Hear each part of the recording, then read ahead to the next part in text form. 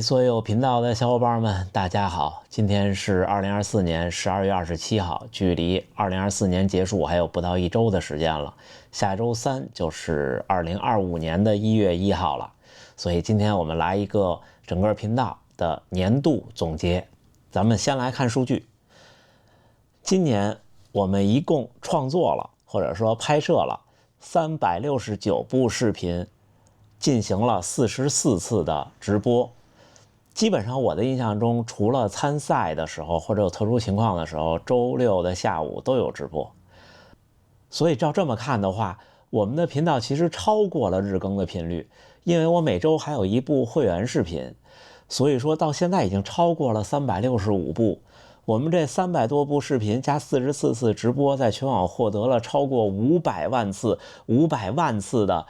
这么多个零的播放量。还是很激动的，感谢大家！还有将近30万次的点赞和1万多次的分享，在哔哩哔哩这边有将近10万的投币和4万多条的评论留言，评论留言是全网的。我这个数据在家属统计完之前我是没有想到的，很开心。我已经不记得去年是多少了，但是肯定比去年多。再次感谢屏幕前的各位。训练方面，2024年的最后一期会员节目，我是整个详细的分享了这一年的所有训练，有录屏的那种。然后在我们频道整个的总结视频里，我也跟大家分享一下我这一年的训练。在运动数据这一部分，我们就看高驰的统计，截止到我生成统计那一天，整个的2024年我跑了5503公里，比去年多了，去年是5147公里。总的爬升是19649米，2023年是16162米，说明今年我更勇于挑战爬坡了。其实2023年的时候，为了备战大阪的全马，我老去跑那个坡，对吧？但是那时候在大阪城跑步的时候，我会刻意回避爬升，今年不会了，所以我的爬升水平上升了。累计的活动天数是338天，但是当时是12月的不到20号的样子，就是这个东西刚发布的那一天，所以我基本上就是差几天全勤，应该是。本年度最大的训练负荷是6月30号第39届佐吕间湖100公里，训练负荷966，累计爬升359米。所以你看这个100公里的比赛，佐吕间湖为什么成为全日本那些100公里的大神们去拿 PB 的比赛呢？是你看100公里只有300多米的爬升，这个已经算是很平的赛道了。我的2024年运动关键词是强风吹拂，满怀上一年的热爱，奔赴下一年的山海。这是关于训练的一个流水账。在这一年里，我觉得我的训练是按部就班的，是对我这个水平来说，基本就是我之前总说的，我们拉长了一根弹簧，然后把这根弹簧一直要稳住。虽然说可能有的部分会再被拉长一点，比方说今年我的感觉是我的速度能力有进步，倒并不是说我的绝对速度提高了多少，我感觉可能没有多少提高。也许如果是我全力以赴的去跑一个5公里、10公里的话，提升可能是秒级别的，差不多就是这样。但是前2天我们跑的一个6公里的阈值，我是3分33的平均配速跑下来，我明显的感觉到在同样的配速下，现在要比去年我更加的游刃有余一些，更加的稳定一些，不那么的慌张。在这个配速下，虽然步频步幅没有太明显的改变，但是经常去冲这种高速，其实就是我说的，经常去冲高速的时候，会让你的跑步的经济性，就是动力的经济性有提升，在高速的时候的驾驭能力会更加的熟练，更加游刃有余，这样就可以了。因为通过之前在高驰测试我的各种数据，我发现现在我想再在半马和全马 PB， 尤其是半马，已经是很难了。今年初的大阪的半马应该已经跑出了我的几乎的最高水平，所以我们现在就来说一下我的这一年的比赛。这一年开年非常的棒，1月份的大阪半马和2月份的大阪全马全都 PB 了。当然也有一些客观原因，就前几年没有什么目标比赛可跑。这2场比赛因为名额确定的很早，我有一个固定的周期去准备，并且没有经历伤病，这点很重要。整个2023年的冬训没有经历任何的伤病，没有经历任何的打扰，也没有任何的烦心事儿，所以准备得很不错。虽然赛前有很大的焦虑，因为那个时候我就认为我的半马快到头了，果然我的大阪半马跑了1小时16分24，平均配速3分36多一点点，在3分36到3分37之间，手表计算的是3分36，大概多跑了可能有100多米的样子。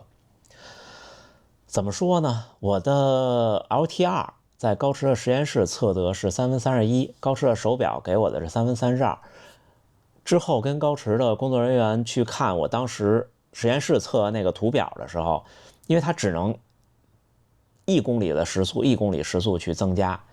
看到我其实是比3分31可能会再慢一点点。那我的半马跑到3分36的平均配速几乎就是极限了，因为对于绝大多数人来说，或者对于所有人来说吧，包括专业运动员，他在 LTR 这个配速的状态下，最多1个小时就顶不住了，最多一般到不了1个小时。我觉得像我们普通人，我估算可能也就是40-50分钟。然后我的一个半马是70多分钟，就是说76分钟多一点点。所以说我有一半的时间，多半的时间在能坚持在我的 LTR 就很棒了，而几乎不可能。所以你看，我比我的 LTR 慢4秒到5秒的样子。那这样的话，我觉得差不多就是极限了。想再快的话，可能得想办法再跑出更短距离，就是卡住这个21.09几的这个距离，再少跑几十米。你想100米在这个速度下就是可能20秒，我没有仔细算的样子。所以能不能跑进1小时16，几乎全看这个和最后能不能顶住那一下。今年的大阪半马是我觉得我记忆最深刻的一场比赛，因为这场比赛是我最拼尽全力的一场比赛，就是到最后真的不行了，就纯凭意志力在顶。而且大家看我今年最后冲刺的那个视频，最后冲刺那一段，周围的人几乎也是。我特别记得前面那位老哥，最后冲过终点就摔倒了。所以这个水平的半马的选手，基本上到最后都是这样。所以他的每一场比赛都没有遗憾，但是每一场比赛之后的成绩呢，会给下一场比赛带来更多的压力。也就是说，我平心而论，理智的说，经历了科学的测试和分析之后，我觉得明年初的大阪半马应该是 PB 不了了，很大可能性是 PB 不了了，能维持就很可以了。因为通过这一年的训练，我们可以再说回刚才的训练，虽然我练了不少，强度也上了不少，但是我觉得乳酸阈值就是 LTR 这件事情，差不多我已经到达了我的能力的天花板。那下一步就是把有氧的水平再提高，让我能更接近 LTR 去完成全马，这才是下一步的目标。那说到全马，今年的第2场 PB 赛事就是2月份的大阪全马。大阪全马我比之前的个人最好成绩提升了，之前是2小时44分10几秒，这次是2小时41分58秒，那就是提升了不少，提升了2分多钟。这次比赛更是挺记忆犹新的，因为这场是我的目标赛事，是我想破那个成绩的赛事。但是呢，你说有客观原因吗？有一点点，就是可能下雨比较冷，赛前的体力消耗比较大，那存包的那一块感觉。但是我觉得这不是原因，这可能是借口。因为在这场比赛上，很多人创造了很棒的成绩，当然我这成绩也挺棒的。我觉得吧，平心而论，天时地利人和的情况下，我可能在能快几十秒，有可能是能跑进241，最多也就是这样了。为什么这么说呢？是因为那天的客观原因是，虽然我在 A 区，但是我在 A 区比较靠后的位置，没有想到起跑那么挤。我的第1公里加第2公里全加上，比我的目标配速，就比我的目标时间的前2公里慢了40秒将近。也就是说，我在后边的40公里要追回40秒，这个大家跑马拉松跑极限的成绩的时候应该都有体会，几乎是不可能的。我差不多跑到第3公里，我就放弃了打破那个成绩的想法，我就说我尽力而为，看到30多公里的时候什么样。到最后特别有意思的是，32公里那个大坡，那个时候的体能和那个坡的那个斜度、陡度，那1公里我都要比第1公里、第2公里快，所以确实是一开始有点就是天时地利可能没有，但是其他都还好。那场比赛我的记忆深刻是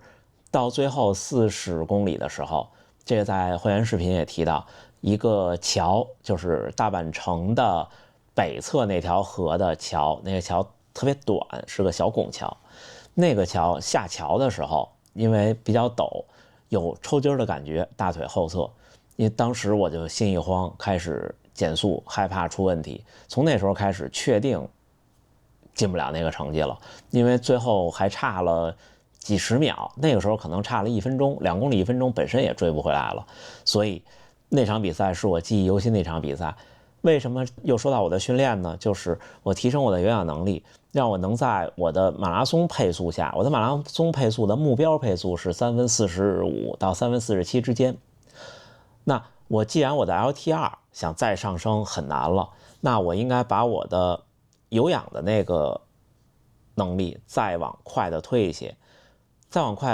呢，这样我在同样3分45的配速下，我可能就像我刚才说，我在高速的时候的驾驭能力，在那个马拉松配速下，我的驾驭能力会更好。这样的话，我的体感会更加轻松。也许全马还有机会 PB， 半马真的不好说了。今年还有几次非常难忘的赛事，还有几次难忘的第一次。比方说，今年的6月30号是我人生第一次100公里的马拉松比赛。不是越野就是马拉松，这都不是第一次100公里，而是第一次超过全马的比赛。因为很多小伙伴是跑过50、跑过70公里的比赛的，我是直接上来就100，因为它不像好多那种100公里的比赛要求你先完成一个50或者怎么样，它没有那种报名门槛，谁报都可以。第一次100公里的体会是，最后反正，可能输给了自己的心理。到70多公里实在不想跑了，其实我还有劲儿，就真的不想跑了，就是赶紧把这个混过去，就处在那种我想走2步，不想跑了。但是呢，我说赶紧跑完吧，你跑总比走着快，赶紧完，赶紧结束，就处在那个心里在徘徊。我记得特别清楚，在90公里的时候，我是8小时03，也就是说呢，我最后10公里只要在6分以内，基本上就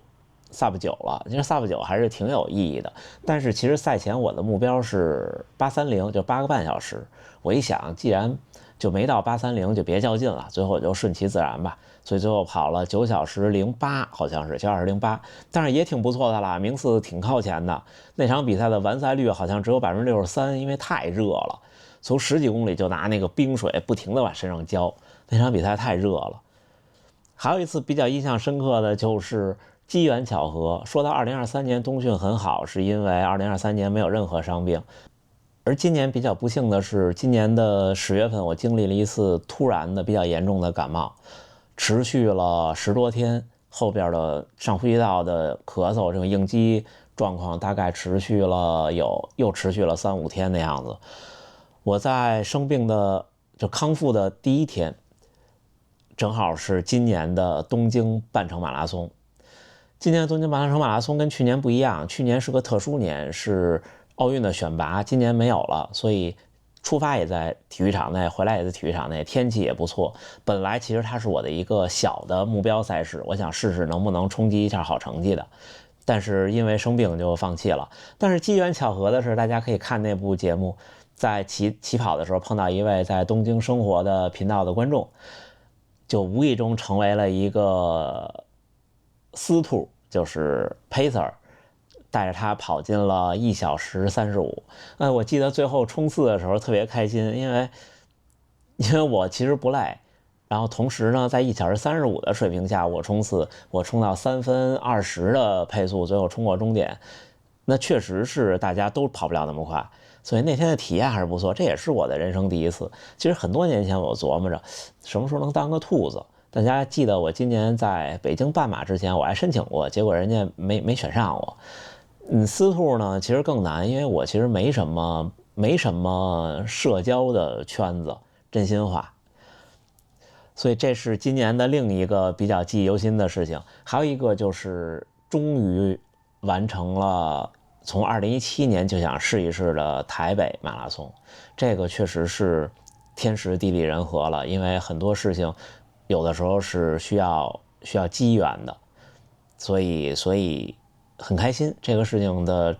成功让我非常非常的开心。然后在台北的时候，好多的频道的观众我们一起晨跑，也特别的高兴。这一次的行程我会一直记得，非常的开心。而且在台北的时候还确定了明年悉尼马拉松的名额，所以真的是到年底有好多好事情发生。同时今年也是我参赛最多的一年，并且呢是我人生第一次背靠背。12月8号的奈良全马和12月15号的台北全马是一个背靠背。这个背靠背说来也是特别的有意思，当时是先确定了12月15号的台北，后来奈良开始报名了，奈良是先到先得不抽签的，我就想要不要报，因为我知道是12月8号，后来一想说报吧，因为听说奈良赛道进山都是上下坡，我想这不冲成绩试一试。现在我觉得这个决定特别的对。奈良我跑2小时52，台北跑2小时51，都是比我的最好成绩可能慢10分钟左右，慢10分钟左右真的游刃有余，特别的开心。加上最后能冲刺，它就是2场质量非常高的，有补给，有观众，有一起跑的高质量的长距离强度课。唯一的小遗憾就是这种强度课没人带我，都是我自己跑，因为我的速度飘忽不定，时快时慢。基本上就是自己完成一个42公里。所以回顾今年的赛事，那大阪的半马、全马，还有奈良的全马、台北的全马，还有东京的半马，还有一场佐吕间的100公里，其实还有一场是7场，还有一场是神户的全马。这是我今年秋季赛季唯一的一场目标赛事，但是仍然输在了没有经验上，因为今年是第一次跑神户。我相信到明年就不是这样了，就不会这样了，因为明年肯定是要参加神户的。为什么呢？是因为在今年的神户马拉松上，虽然我的成绩不好，只有2小时46，但是呢，我拼到了男子的193名和全员的199名。其实到男子的前200名就够了，就是能拿到只写名字的号码布，在明年的神户马拉松上。而且明年神户马拉松也修改赛道了，没有最后那个跨海大桥了，只不过气温仍然不可控。所以我觉得像大阪、东京，包括国内的北京这个区域、华北区域，秋季的赛事是不保险的，所以很多人会选择把目标成绩的赛事放在春季赛事，就是你看现在越来越多的人来大阪和东京去破 PB， 就是因为在这个时间点上，这2个地方的天气特别的可控，它没有北京那么大的风，没有北京那么冷，但是呢，气温呢大概是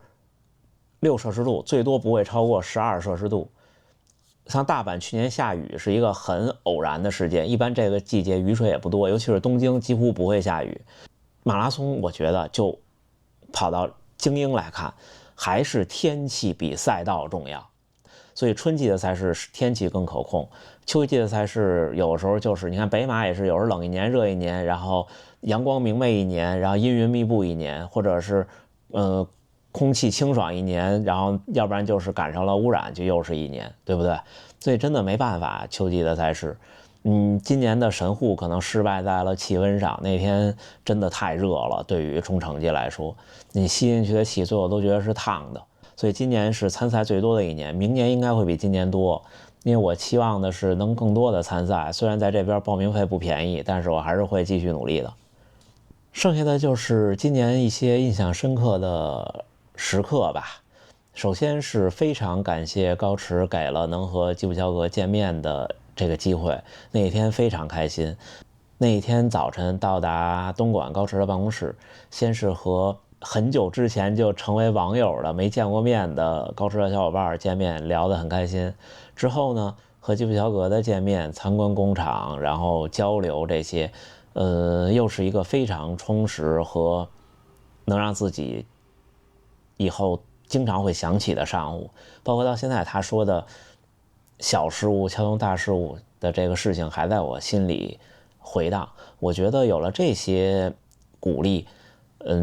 成绩其实无所谓，就是你作为一个小事物，你可能一生都是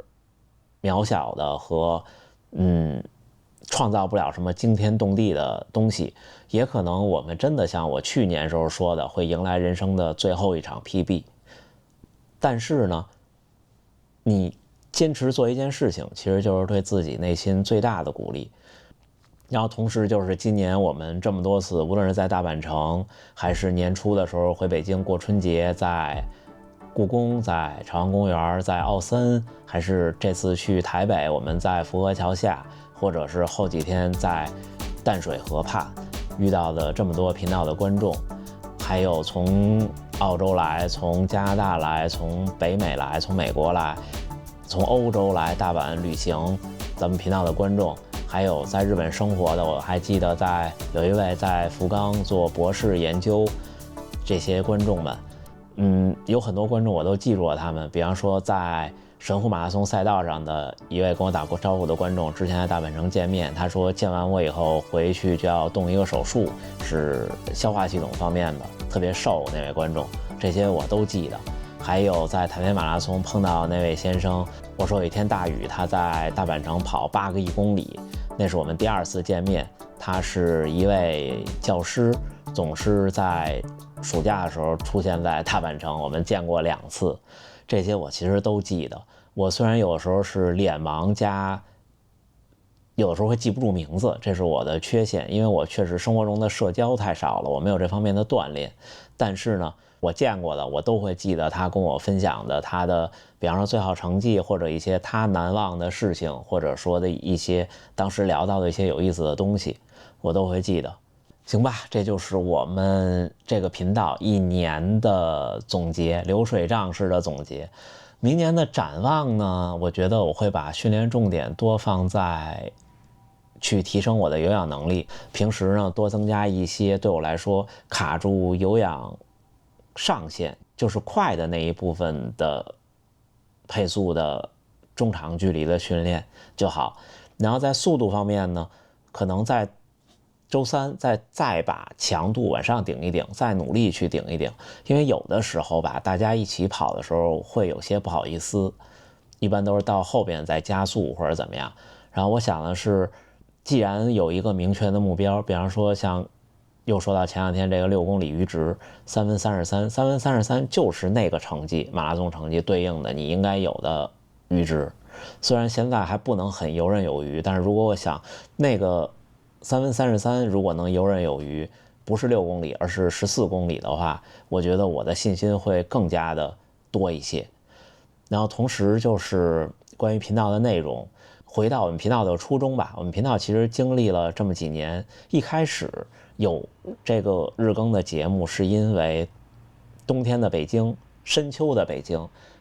天不亮我在故宫跑或者在马路上跑，我会偶然想起我看到和听到的一些东西，然后会偶然的有一些想法，我就想把它录下来，然后分享出去，当做一个日记的形式。但是后来呢，随着我的成绩的进步，还有被更多人看到，很多人来问一些跑步的问题和分享一些跑步的心得，我们频道呢会更侧重一些分享我在训练中我对跑步的一些理解和一些经历，或者说是一些经验。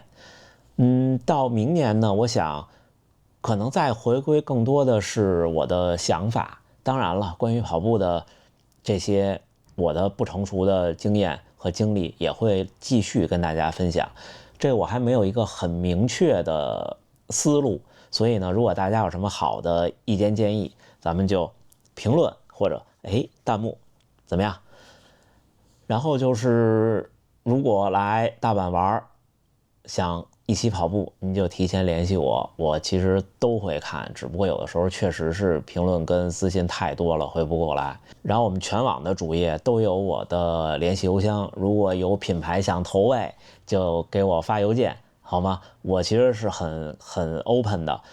行，那就这么着。最后还是祝大家能努力生活，健康平安。2024就要过去了，2025我们继往开来，继续努力。不说2025一定 PB，但是2025一定在比赛、在训练中越来越开心。咱们2025再见。